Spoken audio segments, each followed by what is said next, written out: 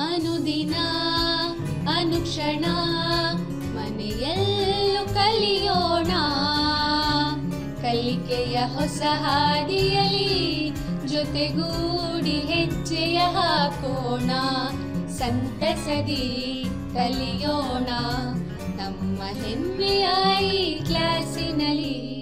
Yes sir. Yes teacher. Present ma'am. ನಮಸ್ತೆ ಮಕ್ಕಳೇ, ನಿಮಗೆಲ್ಲ ಸಂವೇದ ಈ ಕಲಿಕಾ ಕಾರ್ಯಕ್ರಮಕ್ಕೆ ಸ್ವಾಗತ. ಮಕ್ಕಳೇ, ನಾವು ಇಂದಿನ ಈ ಅವಧಿಯಲ್ಲಿ 6ನೇ ತರಗತಿಯ ಸಮಾಜ ವಿಜ್ಞಾನ ವಿಷಯದಲ್ಲಿ ಬರುವಂತಹ ಕೇಂದ್ರ ಸರ್ಕಾರ, ರಾಜ್ಯ ಸರ್ಕಾರ, ನ್ಯಾಯಾಂಗ ಈ ಅಧ್ಯಾಯದ 2ನೇ ಭಾಗವನ್ನು ಕುರಿತು ಅಭ್ಯಾಸ ಮಾಡೋಣ. ಮಕ್ಕಳೇ, ನಾನು ಈ ಹಿಂದಿನ ತರಗತಿಯಲ್ಲಿ ಅಂದರೆ ಕಳೆದ ತರಗತಿಯಲ್ಲಿ ಕೇಂದ್ರ ಸರ್ಕಾರದ ಬಗ್ಗೆ ಅಧ್ಯಯನ ಮಾಡಿದ್ದು. ಕಳೆದ ಅವಧಿಯಲ್ಲಿ ಕೇಂದ್ರ ಸರ್ಕಾರದ ಬಗ್ಗೆ ನಾವು ತಿಳ್ಕೊಂಡಂತಹ ವಿಷಯಗಳನ್ನು ಮತ್ತೊಮ್ಮೆ ಪುನರ್ಮನನ ಮಾಡಿಕೊಳ್ಳೋಣ. ಮಕ್ಕಳೇ, ನಾವು ಹಿಂದಿನ ಅವಧಿಯಲ್ಲಿ ಕೇಂದ್ರ ಸರ್ಕಾರದ ರಚನೆ ಹೇಗಾಗುತ್ತೆ, ಕೇಂದ್ರ ಸರ್ಕಾರದ ಕಾರ್ಯಗಳೇನು ಎಂಬುದರ ಬಗ್ಗೆ ತಿಳ್ಕೊಂಡಿದ್ದೋ, ಹಾಗೆ ಶಾಸಕಾಂಗ ಮತ್ತು ಕಾರ್ಯಾಂಗಗಳ ರಚನೆಯ ಬಗ್ಗೆ ಕೂಡ ತಿಳ್ಕೊಂಡಿದ್ದೋ, ಹಾಗೂ ಶಾಸಕಾಂಗ ಕಾರ್ಯಾಂಗಗಳ ಅಧಿಕಾರಗಳು ಏನು ಎಂಬುದನ್ನು ಕೂಡ ಹಿಂದಿನ ಅವಧಿಯಲ್ಲಿ ತಿಳಿದುಕೊಂಡಿದ್ದೋ. ಹಾಗೆ ಲೋಕಸಭೆಯ ರಚನೆ ಹೇಗಾಗುತ್ತೆ, ರಾಜ್ಯಸಭೆಗಳ ರಚನೆ ಹೇಗಾಗುತ್ತೆ ಅನ್ನೋದನ್ನು ಕೂಡ ನಾವು ಇಂದಿನ ಅವಧಿಯಲ್ಲಿ ತಿಳ್ಕೊಂಡಿದ್ದೋ. ಹಾಗೆ ರಾಷ್ಟ್ರಪತಿ ಮತ್ತು ಪ್ರಧಾನಮಂತ್ರಿಯವರ ಅಧಿಕಾರಗಳು ಏನು ಎಂಬುದನ್ನು ಕೂಡ ಇಂದಿನ ಅವಧಿಯಲ್ಲಿ ಅಭ್ಯಾಸ ಮಾಡಿದ್ದೋ. ಮಕ್ಕಳೇ, ನಾವು ಈ ಹಿಂದೆ ಕಲಿತಂಥ ವಿಷಯಗಳ ಕುರಿತು ನಾನು ನಿಮಗೆ ಕೆಲವೊಂದು ಪ್ರಶ್ನೆಗಳನ್ನು ಕೇಳ್ತೇನೆ. ನೀವು ನೋಟ್ ಪುಸ್ತಕ ಹಾಗೂ ಪೆನ್ನನ್ನು ತೆಗೆದುಕೊಂಡು ಆ ಪ್ರಶ್ನೆಗಳಿಗೆ ಉತ್ತರವನ್ನು ಬರೆದಿಟ್ಟುಕೊಳ್ಳಿ. ಮೊದಲನೇ ಪ್ರಶ್ನೆ ಮಕ್ಕಳೇ, ಕೇಂದ್ರ ಶಾಸಕಾಂಗವನ್ನು ನಾವು ಏನೆಂದು ಕರೆಯುತ್ತೇವೆ? ನೆನಪು ಮಾಡಿಕೊಳ್ಳಿ ಮಕ್ಕಳೇ, ಕೇಂದ್ರ ಶಾಸಕಾಂಗವನ್ನು ನಾವು ಏನೆಂದು ಕರೆಯುತ್ತೇವೆ? ಸರಿಯಾದ ಉತ್ತರ ಸಂಸತ್ತು ಅಥವಾ ಪಾರ್ಲಿಮೆಂಟ್. ಹೌದು, ನಾವು ಕೇಂದ್ರ ಶಾಸಕಾಂಗವನ್ನು ಸಂಸತ್ತು ಅಥವಾ ಪಾರ್ಲಿಮೆಂಟ್ ಎಂದು ಕರೆಯುತ್ತೇವೆ. ನಿಮಗೆಲ್ಲ ತಿಳಿದಿದೆ, ಸಂಸತ್ತಿನಲ್ಲಿ 2 ಅಂಗಗಳಿರ್ತವೆ ಅಥವಾ 2 ಸದನಗಳಿರ್ತವೆ. ಮೊದಲನೇದಾಗಿ ಲೋಕಸಭೆ ಮತ್ತು ರಾಜ್ಯಸಭೆ. ಈ ಎರಡನ್ನು ಸೇರಿ ಮತ್ತು ರಾಷ್ಟ್ರಪತಿ, ಇವುಗಳನ್ನು ಸೇರಿ ನಾವೇನಂತ ಕರಿತೀವಿ? ಕೇಂದ್ರ ಶಾಸಕಾಂಗ ಅಂತ ಕರಿತೀವಿ. ಎರಡನೇ ಪ್ರಶ್ನೆ, ಸಂಸತ್ತಿನ ಮೇಲ್ಮನೆ ಯಾವುದು? ನಾವು ಯಾವುದನ್ನು ಸಂಸತ್ತಿನ ಮೇಲ್ಮನೆ ಅಂತ ಕರಿತೇವೆ? ಸರಿಯಾದ ಉತ್ತರ ರಾಜ್ಯಸಭೆ. ನಾವು ರಾಜ್ಯಸಭೆಯನ್ನು ಸಂಸತ್ತಿನ ಮೇಲ್ಮನೆ ಅಂತ ಕರಿತೇವೆ. ಮುಂದಿನ ಪ್ರಶ್ನೆಯನ್ನು ನೋಡೋಣ. ಹಣಕಾಸಿನ ವಿಧೇಯಕವನ್ನು ಮೊದಲು ಎಲ್ಲಿ ಮಂಡಿಸಬೇಕು? ನೆನಪು ಮಾಡ್ಕೊಳ್ಳಿ ಮಕ್ಕಳೇ, ನಾನು ಕಳೆದ ತರಗತಿಯಲ್ಲಿ ಈ ವಿಷಯವನ್ನು ನಿಮ್ಮ ಜೊತೆ ಡಿಸ್ಕಸ್ ಮಾಡಿದ್ದೆ. ಎಸ್, ಸರಿಯಾದ ಉತ್ತರ ಲೋಕಸಭೆ. ಹಣಕಾಸಿನ ವಿಧೇಯಕವನ್ನು ಮೊದಲು ಎಲ್ಲಿ ಮಂಡಿಸ್ತಾರೆ?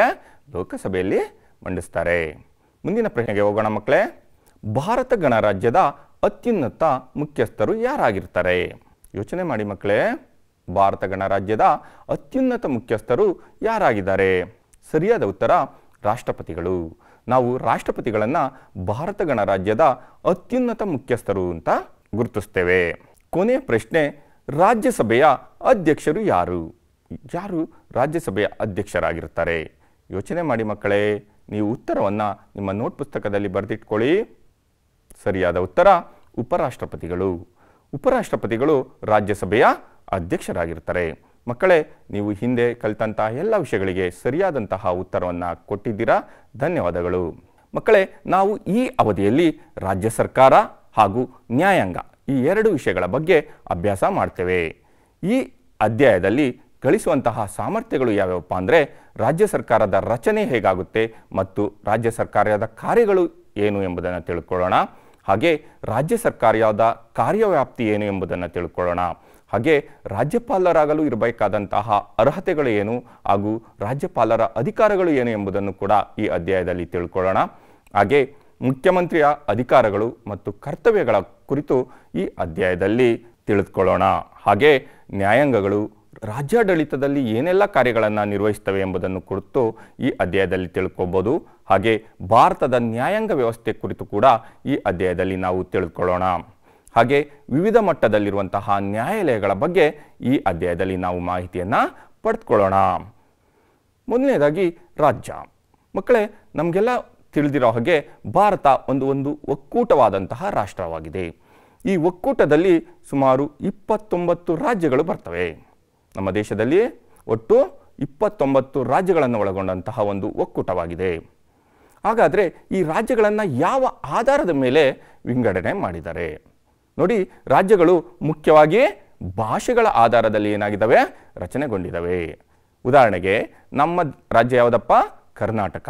ನಾವು ಕರ್ನಾಟಕವನ್ನು ಹೇಗೆ ವಿಭಾಗ ಮಾಡಿದ್ದಾರೆ ಅಂದರೆ, ಕನ್ನಡ ಭಾಷೆಯನ್ನು ಮುಖ್ಯವಾಗಿ ಮಾತಾಡುವಂತಹ ಒಂದು ಪ್ರದೇಶವನ್ನು ನಾವು ಕರ್ನಾಟಕ ಅಂತ ಗುರುತಿಸ್ತೇವೆ.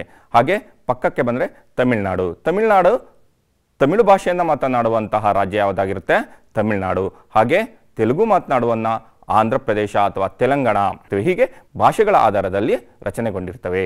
ಹಾಗೆ ಕರ್ನಾಟಕದಲ್ಲಿ ಯಾವುದಪ್ಪ ನಮ್ಮ ರಾಜ್ಯ ಭಾಷೆ ಅಂದರೆ? ಕನ್ನಡ. ಕರ್ನಾಟಕದಲ್ಲಿ ರಾಜ್ಯ ಭಾಷೆ ಯಾವುದಾಗಿರುತ್ತೆ? ಕನ್ನಡ ಭಾಷೆಯಾಗಿರುತ್ತೆ. ಹಾಗೆ ಪ್ರತಿ ರಾಜ್ಯದಲ್ಲಿ ಏನಿರ್ತವೆ? ರಾಜ್ಯ ಸರ್ಕಾರಗಳು ಇರ್ತವೆ. ಕೇಂದ್ರದಲ್ಲಿ ಹೇಗೆ ಕೇಂದ್ರ ಸರ್ಕಾರ ಇರುತ್ತೋ, ಈ ರಾಜ್ಯಗಳಲ್ಲಿ ರಾಜ್ಯ ಸರ್ಕಾರಗಳು ಕಾರ್ಯವನ್ನು ನಿರ್ವಹಿಸ್ತವೆ. ಈ ರಾಜ್ಯ ಸರ್ಕಾರಗಳ ಅಧಿಕಾರ ವ್ಯಾಪ್ತಿ ಏನಾಗಿರುತ್ತೆ? ಕಡಿಮೆ, ಅಂದರೆ ರಾಜ್ಯಕ್ಕೆ ಅಷ್ಟೇ ಸೀಮಿತವಾಗಿರುತ್ತೆ. ಇವುಗಳಿಗೆ ತಮ್ಮದೇ ಆದಂತಹ ಸ್ವಯಂ ಅಧಿಕಾರ ಅಥವಾ ಸ್ವಾಯತ್ತತೆ ಇರುತ್ತೆ. ಅಂದರೆ ತನ್ನ ರಾಜ್ಯಕ್ಕೆ ಸೀಮಿತವಾದಂತಹ ಸ್ವಯಂ ಅಧಿಕಾರ, ಅದನ್ನು ಸ್ವಾಯತ್ತತೆ ಅಂತ ಕೂಡ ಕರಿತೇವೆ.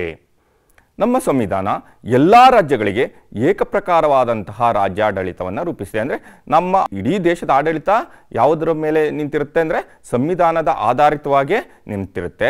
ಈ ಸಂವಿಧಾನ ಏನನ್ನ ಮಾಡಿದೆ ಅಂದರೆ, ಎಲ್ಲ ರಾಜ್ಯಾಡಳಿತ ಏನು 29 ರಾಜ್ಯಗಳಿದವೋ ಎಲ್ಲ ರಾಜ್ಯಗಳಿಗಲ್ಲೂ ಒಂದೇ ಪ್ರಕಾರವಾದಂತಹ ರಾಜ್ಯಾಡಳಿತ ಇರುತ್ತೆ.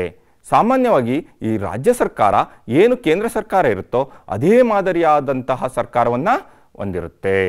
ಹೇಗೆ ಕೇಂದ್ರ ಸರ್ಕಾರದಲ್ಲಿ 3 ಅಂಗಗಳಿರ್ತವೋ ಹಾಗೆ ರಾಜ್ಯ ಸರ್ಕಾರದಲ್ಲೂ ಕೂಡ ಮುಖ್ಯವಾಗಿ 3 ಅಂಗಗಳಿರ್ತವೆ. ಅವುಗಳು ಯಾವ್ಯಾವಪ್ಪ ಅಂದರೆ ಶಾಸಕಾಂಗ, ಕಾರ್ಯಾಂಗ ಮತ್ತು ನ್ಯಾಯಾಂಗ. ಮೊದಲನೇದಾಗಿ ಶಾಸಕಾಂಗ. ಶಾಸಕಾಂಗ ಅಂತ ನಾವು ಯಾವುದನ್ನು ಕರಿತೀವಿ ನೋಡಿ, ರಾಜ್ಯಪಾಲರು ಮತ್ತು ವಿಧಾನಮಂಡಲ ಇವುಗಳನ್ನು ಸೇರಿ ರಾಜ್ಯ ಶಾಸಕಾಂಗ ಆಗುತ್ತೆ. ಈ ವಿಧಾನಮಂಡಲದಲ್ಲಿ ಮುಖ್ಯವಾಗಿ 2 ಸದನಗಳು ಬರ್ತವೆ. ಅವುಗಳೆಂದರೆ ವಿಧಾನಸಭೆ ಮತ್ತು ವಿಧಾನ ಪರಿಷತ್. ಈ ವಿಧಾನಮಂಡಲ ಮತ್ತು ರಾಜ್ಯಪಾಲರು ಇವನ್ನ ಸೇರಿ ನಮ್ಮ ರಾಜ್ಯ ಶಾಸಕಾಂಗವಾಗುತ್ತೆ. ಹಾಗಾದರೆ ಶಾಸಕಾಂಗ ಯಾಕೆ ಬೇಕು? ಶಾಸಕಾಂಗ ರಾಜ್ಯದ ಶಾಸನಗಳನ್ನು ರೂಪಿಸುವಂತಹ ಕೆಲಸಗಳನ್ನು ಮಾಡುತ್ತೆ. ರಾಜ್ಯಕ್ಕೆ ಸೀಮಿತವಾದಂತಹ ಶಾಸನಗಳನ್ನು ಮಾಡುವಂತಹ ಕೆಲಸ ರಾಜ್ಯ ಶಾಸಕಾಂಗದ್ದು ಆಗಿರುತ್ತೆ. ಹಾಗೆ ವಿಧಾನಸಭೆ ನೋಡಿ, ಈ ಶಾಸಕಾಂಗದಲ್ಲಿ ಬರುವಂತಹ ವಿಧಾನಮಂಡಲದಲ್ಲಿ 2 ಸಭೆಗಳು ಬರ್ತವೆ. ಒಂದು ವಿಧಾನಸಭೆ ಮತ್ತು ವಿಧಾನ ಪರಿಷತ್. ಮೊದಲನೇದಾಗಿ ವಿಧಾನಸಭೆ ಬಗ್ಗೆ ನಾವು ತಿಳಿದುಕೊಳ್ಳೋಣ. ಮಕ್ಕಳೇ, ವಿಧಾನಸಭೆಗೆ ಬಂದರೆ ವಿಧಾನಸಭೆಯನ್ನು ನಾವು ಕೆಳಮನೆ ಅಂತ ಕೂಡ ಕರಿತೇವೆ. ಹಾಗಾದರೆ ಈ ವಿಧಾನಸಭೆಯ ರಚನೆ ಹೇಗಾಗುತ್ತೆ ಅಂದರೆ ನೋಡಿ, ವಿಧಾನಸಭೆಯಲ್ಲಿ ಸದಸ್ಯರು ಸಾರ್ವತ್ರಿಕ ಚುನಾವಣೆಯಲ್ಲಿ ಗೆದ್ದು ಬಂದಂತಹ ಅಭ್ಯರ್ಥಿಗಳಾಗಿರ್ತಾರೆ. ಸಾರ್ವತ್ರಿಕ ಚುನಾವಣೆ ಅಂದರೆ ಜನಪ್ರತಿನಿಧಿಗಳು, ಅಂದರೆ ಜನರಿಂದ ಚುನಾಯಿಸಲ್ಪಟ್ಟಂತಹ ಪ್ರತಿನಿಧಿಗಳನ್ನು ಒಳಗೊಂಡಿರುವಂತಹ ಸದನ ಈ ವಿಧಾನಸಭೆ ಆಗಿರುತ್ತೆ. ನೋಡಿ, ವಿಧಾನಸಭೆಯಲ್ಲಿ ಒಟ್ಟು 224 ಸದಸ್ಯ ಸ್ಥಾನಗಳು ಇರ್ತಾರೆ. ಕರ್ನಾಟಕದ ವಿಧಾನಸಭೆಯಲ್ಲಿ ಬರುವಂತಹ ಸದಸ್ಯರು ಅಂದರೆ 224. ಈ 224 ಜನರು ಕೂಡ ಸಾರ್ವತ್ರಿಕ ಚುನಾವಣೆಯಲ್ಲಿ ಸ್ಪರ್ಧಿಸಿ ಜನರಿಂದ ಆಯ್ಕೆಯಾಗಿ ಬಂದಂತಹ ಅಭ್ಯರ್ಥಿಗಳಾಗಿರ್ತಾರೆ. ಹಾಗಾದರೆ ಈ ವಿಧಾನಸಭಾ ಸದಸ್ಯರಾಗಲು ಏನೆಲ್ಲ ಅರ್ಹತೆಗಳು ಇರಬೇಕು? ಮೊದಲನೇದಾಗಿ ವಿಧಾನಸಭಾ ಸದಸ್ಯರು ಭಾರತದ ಪ್ರಜೆಯಾಗಿರಬೇಕು. ಇವರಿಗೆ ಕನಿಷ್ಠ 25 ವರ್ಷಗಳು ತುಂಬಿರಬೇಕು. ಅಂದರೆ ನಾನು ಚುನಾವಣೆಗೆ ನಿಲ್ಲಬೇಕು, ಉಮೇದುವಾರಿಕೆಯನ್ನು ಸಲ್ಲಿಸಬೇಕು ಅಂದರೆ ವಿಧಾನಸಭಾ ಸದಸ್ಯರಾಗಕ್ಕೆ ಕನಿಷ್ಠ 25 ವರ್ಷಗಳು ಆಗಿರಬೇಕು. ಹಾಗೆ ಸರ್ಕಾರದಲ್ಲಿ ಯಾವುದೇ ಲಾಭದಾಯಕವಾದಂತಹ ಹುದ್ದೆಯನ್ನು ವಿಧಾನಸಭಾ ಸದಸ್ಯರಾಗುವಂಥವರು ಹೊಂದಿರಬಾರ್ದು. ಹಾಗೆ ಅವರು ದಿವಾಳಿ ಆಗಿರಬಾರ್ದು. ದಿವಾಳಿ ಅಂದರೆ ಏನು ಮಕ್ಕಳೇ? ಆರ್ಥಿಕವಾಗಿ ಎಲ್ಲವನ್ನೂ ಕಳೆದುಕೊಂಡವರನ್ನು ನಾವು ದಿವಾಳಿ ಅಂತ ಕರಿತೇವೆ. ಅಂದರೆ ನಾವು ವಿಧಾನಸಭಾ ಸದಸ್ಯರಾಗಲು ಉಮೇದುವಾರಿಕೆಯನ್ನು ಸಲ್ಲಿಸಬೇಕು ಅಂದರೆ ಆ ವ್ಯಕ್ತಿ ಏನಾಗಿರಬಾರ್ದು? ದಿವಾಳಿಯಾಗಿ ಇರಬಾರ್ದು. ಹಾಗೆ ವಿಧಾನಸಭಾ ಸದಸ್ಯರು ಅಂದರೆ ಅವರನ್ನು MLAಗಳು ಅಥವಾ ಶಾಸಕರು ಅಂತ ಕೂಡ ಕರಿತೇವೆ. ಆ ವಿಧಾನಸಭಾ ಸದಸ್ಯರು ತಮ್ಮಲ್ಲಿ ಒಬ್ಬರನ್ನು ಏನು ಮಾಡ್ತಾರೆ? ಸಭಾಧ್ಯಕ್ಷರನ್ನಾಗಿ ಆಯ್ಕೆ ಮಾಡ್ತಾರೆ. ಅವರನ್ನು ನಾವು ಸ್ಪೀಕರ್ ಅಂತ ಕೂಡ ಕರಿತೇವೆ. ಮಕ್ಕಳೇ, ಈಗ ಇರುವಂತಹ ಪ್ರಸ್ತುತ ವಿಧಾನಸಭೆಯ ಸ್ಪೀಕರ್ ಯಾರು ಅಂತ ಗೊತ್ತಾ ನಿಮಗೆ? ವಿಶ್ವೇಶ್ವರ ಹೆಗಡೆ ಕಾಗೇರಿ. ಇವರನ್ನ ಈಗಿನ ಪ್ರಸ್ತುತ ಇರುವಂತಹ ವಿಧಾನಸಭೆಯ ಸ್ಪೀಕರ್ ಆಗಿ ಚುನಾಯಿಸಿದ್ದಾರೆ. ಹಾಗೆ ಈ ವಿಧಾನಸಭೆಯ ಅಧಿಕಾರಾವಧಿ 5 ವರ್ಷ ಇರುತ್ತೆ. 5 ವರ್ಷಗಳ ನಂತರ ಏನಾಗುತ್ತೆ? ಸಾರ್ವತ್ರಿಕ ಚುನಾವಣೆ ಬರುತ್ತೆ ಜನರೆದುರುಗಡೆ. ಮತ್ತೆ ಆ ವಿಧಾನಸಭೆ ವಿಸರ್ಜನೆಗೊಳ್ಳುತ್ತೆ. 5 ವರ್ಷಕ್ಕೆ ಒಮ್ಮೆ ಈ ಸಭೆಯ ಅವಧಿ ಇರುತ್ತೆ. ಈ ಸಭೆಯ ಅವಧಿ ಆದ ನಂತರ ಈ ವಿಧಾನಸಭೆ ವಿಸರ್ಜನೆಗೊಂಡು ಮತ್ತೊಮ್ಮೆ ಚುನಾವಣೆ ನಡೆದು ಹೊಸ ವಿಧಾನಸಭೆ ಅಸ್ತಿತ್ವಕ್ಕೆ ಬರುತ್ತೆ. ಹಾಗಾಗಿ ಈ ವಿಧಾನಸಭೆ ಕಾಯಂ ಸಭೆಯಾಗಿ ಇರುವುದಿಲ್ಲ. ಹಾಗಾದರೆ ಈ ವಿಧಾನಸಭೆಗೆ ಏನೆಲ್ಲ ಅಧಿಕಾರಗಳಿದ್ದಾವೆ ಹಾಗೂ ವಿಧಾನಸಭೆ ಕಾರ್ಯಗಳೇನಪ್ಪ ಅಂದರೆ ನೋಡಿ, ವಾಸ್ತವವಾಗಿ ವಿಧಾನಸಭೆ ರಾಜ್ಯದ ಶಾಸಕಾಂಗವಾಗಿದೆ. ನಾವು ಶಾಸಕಾಂಗವನ್ನು ರಾಜ್ಯಪಾಲರು, ವಿಧಾನಸಭೆ ಮತ್ತು ವಿಧಾನ ಪರಿಷತ್ ಇವು ಮೂರನ್ನು ಒಳಗೊಂಡಂತೆ ನಾವು ಶಾಸಕಾಂಗ ಅಂತ ಗುರುತಿಸಿದ್ರೂ ಕೂಡ ವಾಸ್ತವವಾಗಿ ವಿಧಾನಸಭೆಯೇ ರಾಜ್ಯದ ಶಾಸಕಾಂಗವಾಗಿರುತ್ತೆ. ಈ ಹಣಕಾಸು ವಿಷಯದಲ್ಲಿ ವಿಧಾನಸಭೆಯ ಏನು ನಿರ್ಣಯ ಕೈಗೊಳ್ಳುತ್ತೋ ಆ ನಿರ್ಣಯ ಏನಾಗಿರುತ್ತೆ, ಅಂತಿಮವಾಗಿರುತ್ತೆ. ಹಾಗೆ ಪ್ರಮುಖವಾಗಿ ಮಂತ್ರಿಮಂಡಲದ ಮೇಲೆ ನಿಯಂತ್ರಣ ಅಂದರೆ ಹತೋಟಿಯನ್ನು ಇಟ್ಟುಕೊಳ್ಳುವಂತಹ ಕೆಲಸ ಈ ವಿಧಾನಸಭೆ ಮಾಡುತ್ತೆ. ಈ ಮಂತ್ರಿಮಂಡಲದ ಕಾರ್ಯಗಳಾಗ್ಬೋದು, ನೀತಿಗಳಾಗ್ಬೋದು ಅಸಮಾಧಾನಕರವಾಗಿದ್ದರೆ ಅಂದರೆ ತೃಪ್ತಿ ತರದಿದ್ದರೆ ಆ ವಿಧಾನಸಭೆ ಏನು ಮಾಡ್ಬೋದು, ಆ ಮಂತ್ರಿಮಂಡಲದ ಕುರಿತು ಅವಿಶ್ವಾಸವನ್ನು ಮಂಡಿಸ್ಬೋದು. ಏನು ಅವಿಶ್ವಾಸ ಗೊತ್ತುವಳಿ ಅಂದರೆ ಏನು ಅಸ್ತಿತ್ವದಲ್ಲಿರುತ್ತೆ ಮಂತ್ರಿಮಂಡಲ, ಆ ಮಂತ್ರಿಮಂಡಲದ ಕಾರ್ಯನೀತಿಗಳು ಅಥವಾ ಕಾರ್ಯಗಳು ಅಥವಾ ನೀತಿಗಳು ಏನಾದರೂ ನಮಗೆ ತೃಪ್ತಿಯನ್ನು ತರದಿದ್ದರೆ ಆ ಮಂತ್ರಿಮಂಡಲದ ಕುರಿತು ನಾವು ಅವಿಶ್ವಾಸವನ್ನು ಮಂಡಿಸ್ಬೋದು. ಅವಿಶ್ವಾಸವನ್ನು ಮಂಡಿಸಿದಂತಹ ಸಂದರ್ಭದಲ್ಲಿ ಏನು ಸಭೆಯಲ್ಲಿ ಹಾಜರಿರ್ತಾರೆ ವಿಧಾನಸಭೆಯಲ್ಲಿ ಅಂದು ಹಾಜರಿರುವಂತಹ ಸದಸ್ಯರಲ್ಲಿ ಅವರನ್ನು ಮತಕ್ಕೆ ಹಾಕಿ ಯಾರು ಬಹುಮತವನ್ನು ಗಳಿಸಿದರೆ ಆ ಮಂತ್ರಿಮಂಡಲವನ್ನು ಏನು ಮಾಡ್ಬೋದು, ವಜಾ ಮಾಡ್ಬೋದು.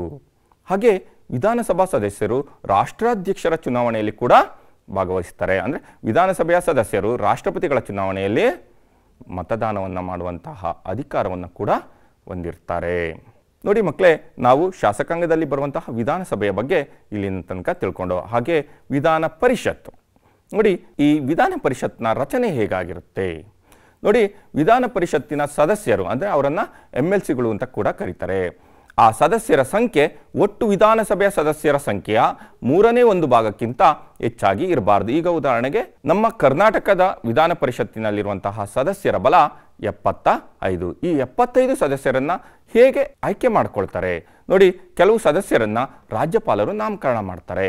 ಹೇಗೆ ಮಾಡ್ತಾರೆ ಅಂದರೆ ಅನೇಕ ಕ್ಷೇತ್ರಗಳಲ್ಲಿ ಸಾಧನೆ ಮಾಡಿರುವಂತಹ, ತಮ್ಮದೇ ಆದಂತಹ ಕ್ಷೇತ್ರಗಳಲ್ಲಿ ಸಾಧನೆ ಮಾಡಿರುವಂತಹ ವ್ಯಕ್ತಿಗಳಿಗೆ, ಉದಾಹರಣೆಗೆ ಸಾಹಿತ್ಯ ಕ್ಷೇತ್ರ ಇರ್ಬೋದು, ಸಿನಿಮಾ ರಂಗ ಇರ್ಬೋದು, ಶಿಕ್ಷಣ ಕ್ಷೇತ್ರ ಇರ್ಬೋದು, ಸಾಮಾಜಿಕ ಕ್ಷೇತ್ರ ಇರ್ಬೋದು, ಹೀಗೆ ವಿವಿಧ ಕ್ಷೇತ್ರಗಳಲ್ಲಿ ಸಾಧನೆ ಮಾಡಿರುವಂತಹ ಸಾಧಕರನ್ನು ಗುರುತಿಸಿ ರಾಜ್ಯಪಾಲರು ಏನು ಮಾಡ್ತಾರೆ, ವಿಧಾನ ಪರಿಷತ್ತಿಗೆ ನಾಮಕರಣ ಮಾಡ್ತಾರೆ.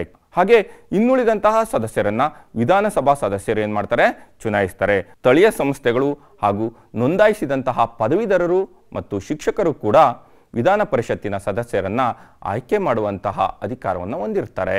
ಹಾಗಾದರೆ ವಿಧಾನ ಪರಿಷತ್ತಿನ ಸದಸ್ಯರಿಗಿರುವಂತಹ ಅರ್ಹತೆಗಳೇನು? ಮೊದಲನೇದಾಗಿ ವಿಧಾನ ಪರಿಷತ್ತಿನ ಸದಸ್ಯರಾಗಬೇಕು ಅಂದರೆ ಭಾರತದ ಪ್ರಜೆಯಾಗಿರಬೇಕು ಅವರು. ಹಾಗೆ ವಿಧಾನ ಪರಿಷತ್ ಸದಸ್ಯರಾಗುವವರಿಗೆ ಕನಿಷ್ಠ 30 ವರ್ಷ ಆಗಿರಬೇಕು. ಹಾಗೆ ಅವರು ಸರ್ಕಾರದಲ್ಲಿ ಯಾವುದೇ ಲಾಭದಾಯಕವಾದಂತಹ ಹುದ್ದೆಯನ್ನು ಹೊಂದಿರಬಾರದು ಮತ್ತು ವಿಧಾನ ಪರಿಷತ್ ಸದಸ್ಯರು ಕೂಡ ದಿವಾಳಿಯಾಗಿರಬಾರದು. ನೋಡಿ, ವಿಧಾನ ಪರಿಷತ್ತಿನ ಸದಸ್ಯರ ಅಧಿಕಾರಾವಧಿ 6 ವರ್ಷಗಳಾಗಿರುತ್ತೆ. ಮಕ್ಕಳೇ, ನಾವು ವಿಧಾನ ಪರಿಷತ್ತನ್ನು ಚಿಂತಕರ ಚಾವಡಿ ಅಂತ ಕೂಡ ಕರಿತೇವೆ. ಮುಂದೆ ನಾವು ರಾಜ್ಯ ಕಾರ್ಯಾಂಗ ನೋಡಿ, ಶಾಸಕಾಂಗದ ಬಗ್ಗೆ ತಿಳ್ಕೊಂಡು ಈಗ ಕಾರ್ಯಾಂಗದ ಬಗ್ಗೆ ಅಧ್ಯಯನ ಮಾಡೋಣ. ಮಕ್ಕಳೇ, ರಾಜ್ಯ ಕಾರ್ಯಾಂಗ ರಾಜ್ಯಪಾಲ, ಮುಖ್ಯಮಂತ್ರಿ ಹಾಗೂ ಅವರ ಮಂತ್ರಿಮಂಡಲವನ್ನು ಒಳಗೊಂಡಿರುತ್ತೆ.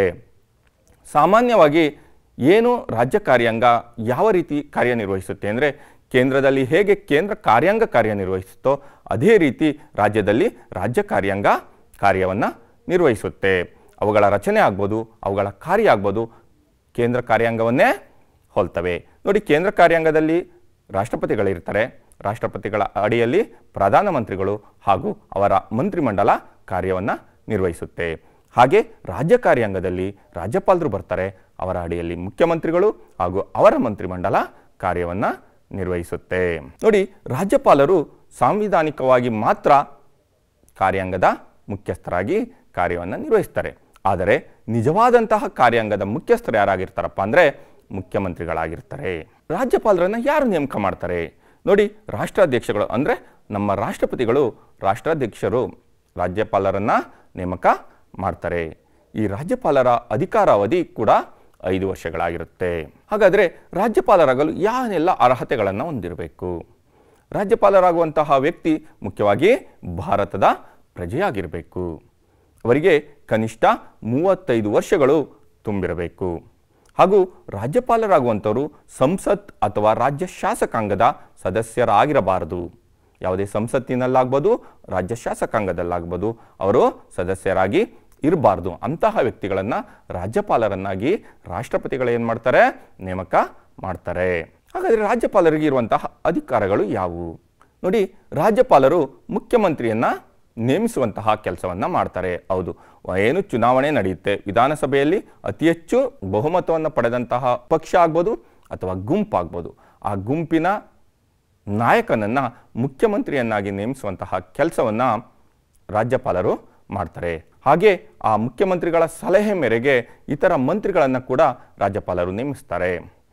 ಶಾಸನ ಸಭೆಗಳು ಅಂಗೀಕರಿಸಿದಂತಹ ವಿಧೇಯಕ, ಏನು ವಿಧಾನಸಭೆ ಆಗ್ಬೋದು, ವಿಧಾನ ಪರಿಷತ್ ಆಗ್ಬೋದು, ಅಲ್ಲಿ ಚರ್ಚೆ ಕೈಗೊಂಡು ಅಲ್ಲಿ ಅಂಗೀಕೃತವಾದಂತಹ ಯಾವುದೇ ವಿಧೇಯಕ ಜಾರಿಗೆ ಬರಬೇಕು ಅಂದರೆ ರಾಜ್ಯಪಾಲರ ಅಂಕಿತ ಅಥವಾ ರಾಜ್ಯಪಾಲರ ಒಪ್ಪಿಗೆ ಬೇಕಾಗುತ್ತೆ. ಹಾಗೆ ರಾಜ್ಯದಲ್ಲಿ ಸಾಂವಿಧಾನಿಕ ಅಸ್ಥಿರತೆ ಉಂಟಾದರೆ, ಅಂದರೆ ರಾಜ್ಯದ ಕಾನೂನು ಸುವ್ಯವಸ್ಥೆಯಲ್ಲಾಗ್ಬೋದು, ರಾಜ್ಯದಲ್ಲಿ ಏನಾದರೂ ಅರಾಜಕತೆ ಉಂಟಾಗಿ ಕಾನೂನು ಸುವ್ಯವಸ್ಥೆ ಕುಸಿದಂತಹ ಸಂದರ್ಭದಲ್ಲಿ ರಾಜ್ಯಪಾಲರು ಏನು ಮಾಡ್ತಾರೆ ಅಂದರೆ ರಾಷ್ಟ್ರಪತಿಗಳಿಗೆ ಏನು ಮಾಡ್ತಾರೆ? ವರದಿಯನ್ನು ನೀಡ್ತಾರೆ. ಏನು ರಾಜ್ಯದಲ್ಲಿರುವಂತಹ ಸ್ಥಿತಿಗತಿಗಳ ಕುರಿತು ರಾಷ್ಟ್ರಪತಿಗಳಿಗೆ ವರದಿಯನ್ನು ನೀಡ್ತಾರೆ. ಅಂತಹ ಸಂದರ್ಭದಲ್ಲಿ ರಾಜ್ಯ ಸರ್ಕಾರವನ್ನು ವಜಾ ಮಾಡಿಸುವಂತಹ ಅಧಿಕಾರ ರಾಜ್ಯಪಾಲರಿಗೆ ಇರುತ್ತೆ. ಈ ರಾಜ್ಯದಲ್ಲಿ ರಾಜ್ಯ ಸರ್ಕಾರ ವಿಸರ್ಜನೆ ಅಂದರೆ ಆಡಳಿತ ಕಾನೂನು ಸುವ್ಯವಸ್ಥೆ ಕುಸಿದು ರಾಜ್ಯದಲ್ಲಿ ಆಡಳಿತದ ಅಸ್ಥಿರತೆ ಉಂಟಾದಂತಹ ಸಂದರ್ಭದಲ್ಲಿ ರಾಜ್ಯ ಸರ್ಕಾರವನ್ನು ವಿಸರ್ಜಿಸಿದಂತಹ ಸಂದರ್ಭ ಬಂದಾಗ ಆ ರಾಜ್ಯದಲ್ಲಿ ರಾಷ್ಟ್ರಪತಿಗಳ ಆಡಳಿತ ಜಾರಿಗೆ ಬರುತ್ತೆ. ಅಂತಹ ಸಂದರ್ಭದಲ್ಲಿ ರಾಜ್ಯಪಾಲರು ಏನಾಗ್ತಾರೆ? ರಾಜ್ಯದ ಆಡಳಿತವನ್ನು ವಾಸ್ತವವಾಗಿ ನಡೆಸುವಂತಹ ಕಾರ್ಯವನ್ನು ಮಾಡ್ತಾರೆ. ಮಕ್ಕಳೇ, ಈಗ ಪ್ರಸ್ತುತ ಕರ್ನಾಟಕದ ರಾಜ್ಯಪಾಲರು ಯಾರಂದರೆ ಶ್ರೀಯುತ ವಜುಭಾಯಿ ವಾಲಾ ಅವರು. ಮುಂದೆ ನಾವು ಮುಖ್ಯಮಂತ್ರಿಗಳ ಬಗ್ಗೆ ತಿಳ್ಕೊಳ್ಳೋಣ. ನೋಡಿ, ರಾಜ್ಯದಲ್ಲಿ ಕಾರ್ಯಾಂಗದ ಮುಖ್ಯಸ್ಥರು ಹಾಗೂ ರಾಜ್ಯದಲ್ಲಿ ಮುಖ್ಯಮಂತ್ರಿಯವರು ಸರ್ಕಾರದ ಮುಖ್ಯಸ್ಥರಾಗಿ ಕಾರ್ಯವನ್ನು ನಿರ್ವಹಿಸ್ತಾರೆ.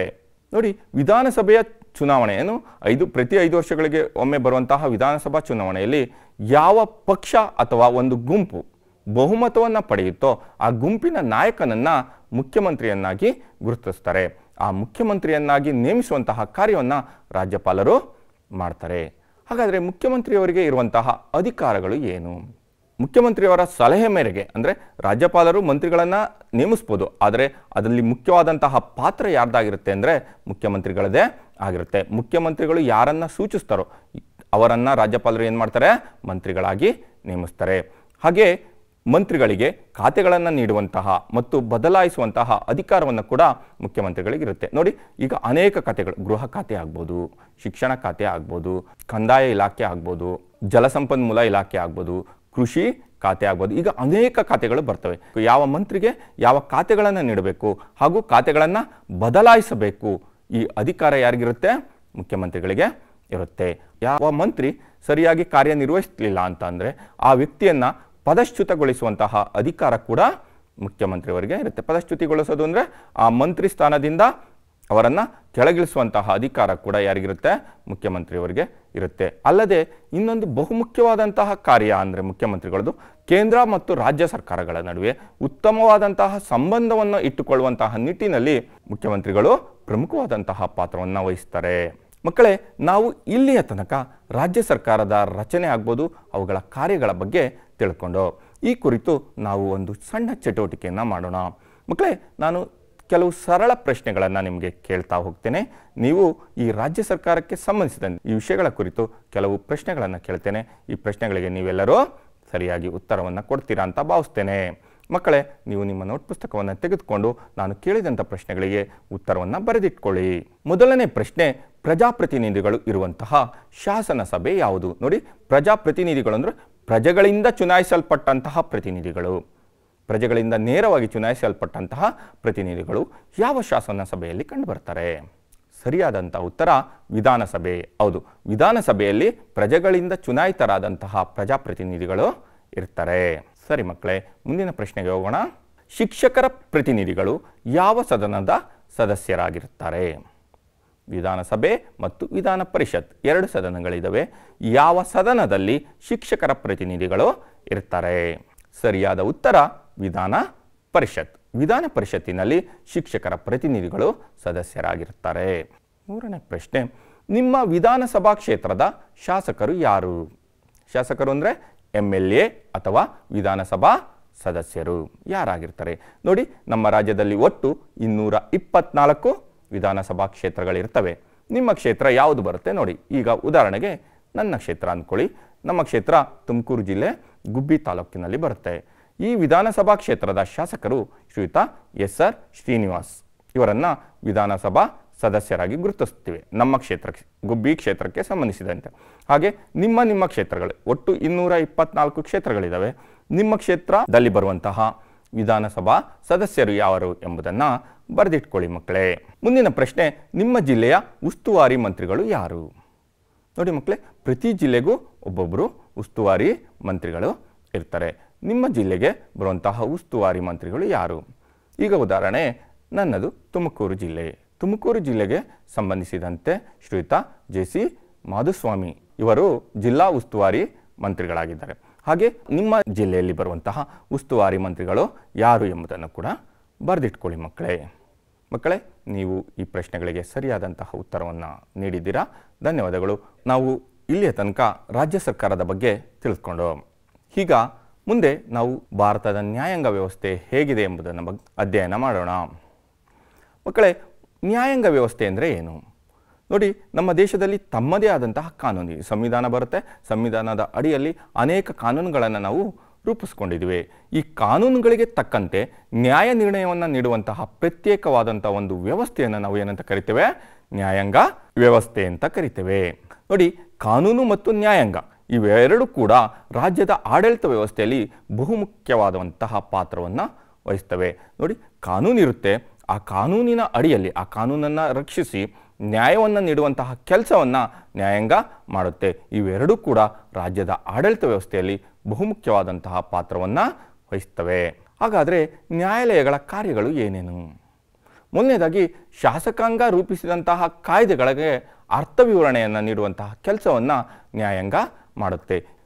ವ್ಯಕ್ತಿಗಳ ನಡುವೆ, ಅಂದರೆ ಇಬ್ಬರು ವ್ಯಕ್ತಿ ಆಗ್ಬೋದು, ವ್ಯಕ್ತಿಗಳ ಗುಂಪುಗಳಾಗ್ಬೋದು, ಅಥವಾ ವ್ಯಕ್ತಿ ಮತ್ತು ಸರ್ಕಾರಗಳ ನಡುವೆ ಏನಾದರೂ ವಿವಾದಗಳು ಏರ್ಪಟ್ಟರೆ ಅಂತಹ ಸಂದರ್ಭದಲ್ಲಿ ಇಬ್ಬರ ವಾದ ವಿವಾದಗಳನ್ನು ಆಲಿಸಿ ಸರಿಯಾದಂತಹ ತೀರ್ಪನ್ನು ನೀಡುವಂತಹ ಕೆಲಸವನ್ನು ನ್ಯಾಯಾಲಯ ಮಾಡುತ್ತೆ.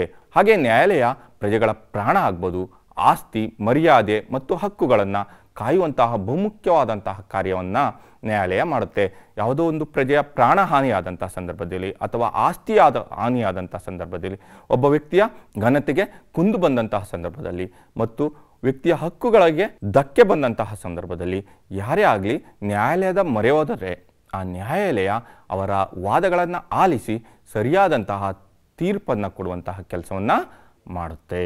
ನೋಡಿ, ನಮ್ಮ ದೇಶದ ನ್ಯಾಯಾಂಗ ವ್ಯವಸ್ಥೆ ಸಂವಿಧಾನದ ಅಡಿಯಲ್ಲಿ ಬರುತ್ತೆ. ನಮ್ಮ ಸಂವಿಧಾನ ದೇಶದ ಏಕತೆ, ಅಂದರೆ ಇಡೀ ದೇಶಕ್ಕೆ ಒಂದೇ ರೀತಿಯಾದಂತಹ ಒಂದೇ ತೆರನಾದಂತಹ ಕಾನೂನು ಇರಬೇಕು ಅನ್ನೋ ಒಂದು ದೃಷ್ಟಿಯಿಂದ ಏನು ಮಾಡಿದೆ ಅಂದರೆ ಇಡೀ ದೇಶಕ್ಕೆ ಅನ್ವಯವಾಗುವಂತಹ ಒಂದು ನ್ಯಾಯಾಂಗ ವ್ಯವಸ್ಥೆಯನ್ನು ಅಳವಡಿಸಿದೆ. ಈ ಇಡೀ ದೇಶಕ್ಕೆ ಅನ್ವಯವಾಗುವಂತಹ ನ್ಯಾಯಾಂಗ ವ್ಯವಸ್ಥೆಯ ಅತ್ಯುನ್ನತ ನ್ಯಾಯಾಲಯ ಯಾವುದಾಗಿರುತ್ತೆ ಅಂದರೆ ಸುಪ್ರೀಂ ಕೋರ್ಟ್. ಅದನ್ನು ಸರ್ವೋಚ್ಚ ನ್ಯಾಯಾಲಯ ಅಂತ ಕರಿತೇವೆ. ನೋಡಿ ಮಕ್ಕಳೇ, ನೀವು ಈ ಚಿತ್ರವನ್ನು ಗಮನಿಸಿ. ಇದು ಸುಪ್ರೀಂ ಕೋರ್ಟ್ನ ಚಿತ್ರ. ನೋಡಿ, ಸುಪ್ರೀಂ ಕೋರ್ಟ್ನಲ್ಲಿ ಮುಖ್ಯ ನ್ಯಾಯಾಧೀಶರು ಮತ್ತು 25 ನ್ಯಾಯಾಧೀಶರು ಇರ್ತಾರೆ. ಈ ನ್ಯಾಯಾಧೀಶರನ್ನು ಯಾರು? ರಾಷ್ಟ್ರಪತಿಗಳು ನೇಮಕ ಮಾಡ್ತಾರೆ. ರಾಷ್ಟ್ರಾಧ್ಯಕ್ಷರ ಇರುವಂತಹ ಅಧಿಕಾರದಲ್ಲಿ ಸುಪ್ರೀಂ ಕೋರ್ಟ್ನ ನ್ಯಾಯಾಧೀಶರನ್ನು ನೇಮಕ ಮಾಡುವಂತಹ ಅಧಿಕಾರ ಕೂಡ ಒಂದಾಗಿರುತ್ತೆ. ಈ ಸುಪ್ರೀಂ ಕೋರ್ಟ್ ಹೊಸದಿಲ್ಲಿಯಲ್ಲಿ ಕಂಡುಬರುತ್ತೆ. ಸುಪ್ರೀಂ ಕೋರ್ಟನ್ನು ನಾವು ಕೋರ್ಟ್ಗಳ ಕೋರ್ಟ್ ಅಂತ ಕೂಡ ಕರಿತೇವೆ. ಸುಪ್ರೀಂ ಕೋರ್ಟ್ಗಳ ಅಡಿಯಲ್ಲಿ ಉಚ್ಚ ನ್ಯಾಯಾಲಯಗಳು ಅಥವಾ ಹೈಕೋರ್ಟ್ಗಳು ಕಂಡುಬರ್ತವೆ. ಈ ಹೈಕೋರ್ಟ್ಗಳು ರಾಜ್ಯ ಮಟ್ಟದಲ್ಲಿರುವಂತಹ ಅತ್ಯುನ್ನತ ನ್ಯಾಯಾಲಯಗಳಾಗಿರ್ತವೆ. ಕರ್ನಾಟಕದಲ್ಲಿರುವಂತಹ ಹೈಕೋರ್ಟ್ ಎಲ್ಲಿ ಕಂಡುಬರುತ್ತೆ ನಿಮಗೆಲ್ಲ ಗೊತ್ತಿದೆಯಲ್ವಾ ಮಕ್ಕಳೇ? ಹೌದು, ಬೆಂಗಳೂರು ಮಹಾನಗರದಲ್ಲಿ ಕರ್ನಾಟಕದ ಉಚ್ಚ ನ್ಯಾಯಾಲಯ ಕಂಡುಬರುತ್ತೆ. ಉಚ್ಚ ನ್ಯಾಯಾಲಯ ಕೂಡ ಮುಖ್ಯ ನ್ಯಾಯಾಧೀಶರು ಮತ್ತು ಇತರ ನ್ಯಾಯಾಧೀಶರನ್ನು ಒಳಗೊಂಡಿರುತ್ತೆ. ಹಾಗೆ ನಮ್ಮ ದೇಶದಲ್ಲಿ ಒಟ್ಟು 24 ಉಚ್ಚ ನ್ಯಾಯಾಲಯಗಳು ಕಂಡುಬರ್ತವೆ. ಹಾಗಾದರೆ ಈ ಹೈಕೋರ್ಟ್ ಅಥವಾ ಉಚ್ಚ ನ್ಯಾಯಾಲಯದ ನ್ಯಾಯಾಧೀಶರಾಗಬೇಕು ಅಂದರೆ ಏನೆಲ್ಲ ಅರ್ಹತೆಗಳಿರಬೇಕು? ಹೈಕೋರ್ಟ್ನ ನ್ಯಾಯಾಧೀಶರಾಗಲು ಮೊದಲು ಅವರು ಭಾರತದ ಪ್ರಜೆಗಳಾಗಿರಬೇಕು. ಅವರು ಕನಿಷ್ಠ 10 ವರ್ಷಗಳ ಕಾಲ ಹೈಕೋರ್ಟ್ನಲ್ಲಿ ವಕೀಲರಾಗಿ ಸೇವೆ ಸಲ್ಲಿಸಿರುವಂತಹ ವ್ಯಕ್ತಿಗಳು ಹೈಕೋರ್ಟ್ನ ನ್ಯಾಯಾಧೀಶರಾಗಲು ಅರ್ಹತೆಯನ್ನು ಹೊಂದಿರ್ತಾರೆ. ಹಾಗೆ ನಮ್ಮ ನ್ಯಾಯಾಂಗ ವ್ಯವಸ್ಥೆಯಲ್ಲಿ ವಿವಿಧ ಮಟ್ಟದಲ್ಲಿ ನ್ಯಾಯಾಲಯಗಳು ಕಂಡುಬರ್ತವೆ. ನೋಡಿ, ಈಗ ರಾಷ್ಟ್ರ ಮಟ್ಟದಲ್ಲಿ ಕಂಡುಬರುವಂತಹ ನ್ಯಾಯಾಲಯ ಅಂದರೆ ಸರ್ವೋಚ್ಚ ನ್ಯಾಯಾಲಯ. ಇದು ಹೊಸದಿಲ್ಲಿ ಅಥವಾ ನವದೆಹಲಿಯಲ್ಲಿ ಕಂಡುಬರುತ್ತೆ. ಅದರ ಕೆಳ ಹಂತದಲ್ಲಿ ಉಚ್ಚ ನ್ಯಾಯಾಲಯಗಳು ಕಂಡುಬರ್ತವೆ. ನಾನು ಆಗಲೇ ತಿಳಿಸಿದ ಹಾಗೆ ಒಟ್ಟು ನಮ್ಮ ದೇಶದಲ್ಲಿ 24 ಉಚ್ಚ ನ್ಯಾಯಾಲಯಗಳು ಕಂಡುಬರ್ತವೆ. ಇವು ರಾಜ್ಯ ಮಟ್ಟದಲ್ಲಿರುವಂತಹ ನ್ಯಾಯಾಲಯಗಳಾಗಿರ್ತವೆ. ಹಾಗೆ ಹೈಕೋರ್ಟ್ನ ಅಡಿಯಲ್ಲಿ ಅಧೀನ ನ್ಯಾಯಾಲಯಗಳು ಕಂಡುಬರ್ತವೆ. ಅವುಗಳಲ್ಲಿ ಜಿಲ್ಲಾ ನ್ಯಾಯಾಲಯ ಆಗ್ಬೋದು, ಮ್ಯಾಜಿಸ್ಟ್ರೇಟ್ ನ್ಯಾಯಾಲಯ ಆಗ್ಬೋದು, ಕಿರಿಯ ಮ್ಯಾಜಿಸ್ಟ್ರೇಟ್ ನ್ಯಾಯಾಲಯ ಆಗ್ಬೋದು, ಲೋಕ ಅದಾಲತ್ಗಳು ಇವುಗಳು ಅಧೀನ ನ್ಯಾಯಾಲಯಗಳಾಗಿ ಗುರುತಿಸಲ್ಪಟ್ಟಿವೆ. ಮಕ್ಕಳೇ, ನಾವು ಇಂದಿನ ಈ ಅಧ್ಯಾಯದಲ್ಲಿ ರಾಜ್ಯ ಸರ್ಕಾರ ಮತ್ತು ನ್ಯಾಯಾಂಗ ಇವುಗಳ ಬಗ್ಗೆ ಕಲಿತಂತಹ ವಿಷಯಗಳನ್ನು ಒಮ್ಮೆ ಹಿನ್ನೋಟ ಮಾಡಿಕೊಳ್ಳೋಣ. ನೋಡಿ, ನಾವು ಈ ಅಧ್ಯಾಯದಲ್ಲಿ ರಾಜ್ಯ ಸರ್ಕಾರ ಹೇಗೆ ರಚನೆಗೊಳ್ಳುತ್ತೆ ಮತ್ತು ರಾಜ್ಯ ಸರ್ಕಾರದ ಕಾರ್ಯಗಳು ಏನು ಎಂಬುದನ್ನು ತಿಳ್ಕೊಂಡು, ಹಾಗೆ ರಾಜ್ಯ ಸರ್ಕಾರದ ಕಾರ್ಯವ್ಯಾಪ್ತಿ ಏನು ಎಂಬುದನ್ನು ಕೂಡ ಈ ಅಧ್ಯಾಯದಲ್ಲಿ ತಿಳಿದುಕೊಂಡು, ಹಾಗೆ ರಾಜ್ಯಪಾಲರಾಗಬೇಕು ಅಂದರೆ ಏನೆಲ್ಲ ಅರ್ಹತೆಗಳನ್ನು ಹೊಂದಿರಬೇಕು ಹಾಗೂ ರಾಜ್ಯಪಾಲರಿಗೆ ಇರುವಂತಹ ಅಧಿಕಾರಗಳು ಏನು ಎಂಬುದನ್ನು ಕೂಡ ನಾವು ಈ ಅಧ್ಯಾಯದಲ್ಲಿ ತಿಳ್ಕೊಂಡು, ಹಾಗೆ ಮುಖ್ಯಮಂತ್ರಿ ಆಗಬೇಕಾದ್ರೆ ಏನೆಲ್ಲ ಅರ್ಹತೆಗಳಿರಬೇಕು ಹಾಗೂ ಮುಖ್ಯಮಂತ್ರಿಯವರಿಗಿರುವಂತಹ ಅಧಿಕಾರಗಳೇನು ಹಾಗೂ ಮುಖ್ಯಮಂತ್ರಿಯವರ ಕರ್ತವ್ಯಗಳು ಏನು ಎಂಬುದನ್ನು ಕೂಡ ಈ ಅಧ್ಯಾಯದಲ್ಲಿ ನಾವು ತಿಳ್ಕೊಂಡು, ಹಾಗೆ ನ್ಯಾಯಾಂಗಗಳು ನಮ್ಮ ರಾಜ್ಯಾಡಳಿತದಲ್ಲಿ ಏನೆಲ್ಲ ಪಾತ್ರಗಳನ್ನು ನಿರ್ವಹಿಸ್ತವೆ ಎಂಬುದನ್ನು ಕೂಡ ಈ ಅಧ್ಯಾಯದಲ್ಲಿ ನಾವು ತಿಳ್ಕೊಂಡು, ಹಾಗೆ ನಮ್ಮ ಭಾರತ ದೇಶದ ನ್ಯಾಯಾಂಗ ವ್ಯವಸ್ಥೆ ಹೇಗಿದೆ ಎಂಬುದನ್ನು ಕೂಡ ಈ ಅಧ್ಯಾಯದಲ್ಲಿ ನಾವು ಅಭ್ಯಾಸ ಮಾಡಿದೋ, ಹಾಗೆ ವಿವಿಧ ಮಟ್ಟದಲ್ಲಿ ಬರುವಂತಹ ನ್ಯಾಯಾಲಯಗಳ ಬಗ್ಗೆ ಮಾಹಿತಿಯನ್ನು ಪಡ್ಕೊಂಡು. ಮಕ್ಕಳೇ, ನಾವು ಇಲ್ಲಿಯವರೆಗೆ ಕಲಿತಂತಹ ವಿಷಯಗಳ ಕುರಿತು ನಿಮಗೆ ಕೆಲವೊಂದು ಪ್ರಶ್ನೆಗಳನ್ನು ಕೇಳ್ತೇನೆ. ನೀವೆಲ್ಲ ಸರಿಯಾದ ಉತ್ತರವನ್ನು ನಿಮ್ಮ ನೋಟ್ ಪುಸ್ತಕದಲ್ಲಿ ಬರೆದಿಟ್ಕೊಳ್ಳಿ. ಮೊದಲನೇ ಪ್ರಶ್ನೆ, ರಾಷ್ಟ್ರ ಮಟ್ಟದಲ್ಲಿರುವಂತಹ ಅತ್ಯುನ್ನತ ನ್ಯಾಯಾಲಯ ಯಾವುದು? ಸರಿಯಾದ ಉತ್ತರ ಸರ್ವೋಚ್ಚ ನ್ಯಾಯಾಲಯ ಅಥವಾ ಸುಪ್ರೀಂ ಕೋರ್ಟ್. ಇದು ಮುಂದಿನ ಪ್ರಶ್ನೆಗೆ ಹೋಗೋಣ ಮಕ್ಕಳೇ. ಕಾರ್ಯಾಂಗದ ನಿಜವಾದ ಮುಖ್ಯಸ್ಥರು ಯಾರು? ಮುಖ್ಯಮಂತ್ರಿಗಳು. ಮುಖ್ಯಮಂತ್ರಿಗಳು ಕಾರ್ಯಾಂಗದ ನಿಜವಾದ ಮುಖ್ಯಸ್ಥರಾಗಿ ಕಾರ್ಯವನ್ನು ನಿರ್ವಹಿಸ್ತಾರೆ. ಮುಂದಿನ ಪ್ರಶ್ನೆ, ವಿಧಾನಸಭೆಯ ಅಧಿಕಾರಾವಧಿ ಎಷ್ಟು ವರ್ಷಗಳಾಗಿರುತ್ತೆ? 5 ವರ್ಷಗಳು. ಹೌದು, ಪ್ರತಿ 5 ವರ್ಷಗಳಿಗೊಮ್ಮೆ ವಿಧಾನಸಭಾ ಚುನಾವಣೆ ಬರುತ್ತೆ. ವಿಧಾನಸಭಾ ಚುನಾವಣೆಯಲ್ಲಿ ಹೊಸ ವಿಧಾನಸಭೆ ಅಸ್ತಿತ್ವಕ್ಕೆ ಬರುತ್ತೆ. ಧನ್ಯವಾದಗಳು ಮಕ್ಕಳೇ, ನೀವು ಎಲ್ಲರೂ ಸರಿಯಾಗಿ ಉತ್ತರವನ್ನು ಕೊಟ್ಟಿದ್ದೀರಾ. ಮಕ್ಕಳೇ, ನಾನು ಈ ಅಭ್ಯಾಸಕ್ಕೆ ಸಂಬಂಧಿಸಿದಂತೆ ಕೆಲವೊಂದು ಚಟುವಟಿಕೆಗಳನ್ನು ಕೊಡ್ತೇನೆ. ಈ ಚಟುವಟಿಕೆಗಳನ್ನು ನೀವು ಬರೆದಿಟ್ಟುಕೊಂಡು ಈ ಚಟುವಟಿಕೆಗಳನ್ನು ನೀವು ಎಲ್ಲರೂ ಕೂಡ ಮಾಡಬೇಕಾಗುತ್ತೆ. ಮೊದಲನೇ ಚಟುವಟಿಕೆ, ವಿಧಾನಸಭೆ ಮತ್ತು ವಿಧಾನ ಪರಿಷತ್ ಕಲಾಪಗಳನ್ನು ನಿಮ್ಮ ಹಿರಿಯರೊಂದಿಗೆ ಹೋಗಿ ನೋಡಿ. ಸಾಧ್ಯವಾದರೆ, ಆಗದಿದ್ದರೆ ನೋಡಿ, ನಿಮ್ಮ ದೂರದರ್ಶನದಲ್ಲಿ ಕೂಡ ಅವುಗಳು ಪ್ರಸಾರವಾಗುತ್ತವೆ. ಅವುಗಳನ್ನು ನೋಡುವಂತಹ ಕೆಲಸವನ್ನು ಮಾಡಿ. ಎರಡನೇದಾಗಿ, ತರಗತಿಯಲ್ಲಿ ಶಾಲಾ ಮಂತ್ರಿಮಂಡಲವನ್ನು ಶಿಕ್ಷಕರ ಮಾರ್ಗದರ್ಶನದಲ್ಲಿ ರಚಿಸಿ. ನೀವೆಲ್ಲ ರಚಿಸಿದ್ದೀರಾ ಅಂತ ಭಾವಿಸ್ತೇನೆ ಮಕ್ಕಳೇ. ಹಾಗೆ ಶಾಲೆಯಲ್ಲಿ ನ್ಯಾಯಾಲಯದ ಅಣಕು ದೃಶ್ಯವನ್ನು ಪ್ರದರ್ಶಿಸಿ. ಹಾಗೆ ನಿಮ್ಮ ಸಮೀಪದ ನ್ಯಾಯಾಲಯಕ್ಕೆ ಭೇಟಿ ನೀಡಿ ಅಲ್ಲಿ ನಡೆಯುವಂತಹ ಕಾರ್ಯಕಲಾಪಗಳ ಕುರಿತು ನಿಮ್ಮ ನೋಟ್ ಪುಸ್ತಕದಲ್ಲಿ ಬರೆದಿಟ್ಕೊಳ್ಳಿ ಹಾಗೂ ಮಾಹಿತಿಯನ್ನು ಸಂಗ್ರಹಿಸಿಟ್ಕೊಳ್ಳಿ. ಮಕ್ಕಳೇ, ಈ ಕೆಲವು ಗೃಹ ಕಾರ್ಯಗಳನ್ನು ಕೊಡ್ತೇನೆ. ಇವುಗಳಿಗೆ ಸರಿಯಾದ ಉತ್ತರವನ್ನು ಬರೆದು ನಿಮ್ಮ ತರಗತಿ ಶಿಕ್ಷಕರಿಗೆ ತೋರಿಸಬೇಕು. ಮೊದಲನೇ ಪ್ರಶ್ನೆ, ಮುಖ್ಯಮಂತ್ರಿಯವರ ಅಧಿಕಾರ ಮತ್ತು ಕರ್ತವ್ಯಗಳು ಯಾವುವು? ಹಾಗೆ ನ್ಯಾಯಾಂಗದ ಮುಖ್ಯ ಕಾರ್ಯಗಳು ಏನು?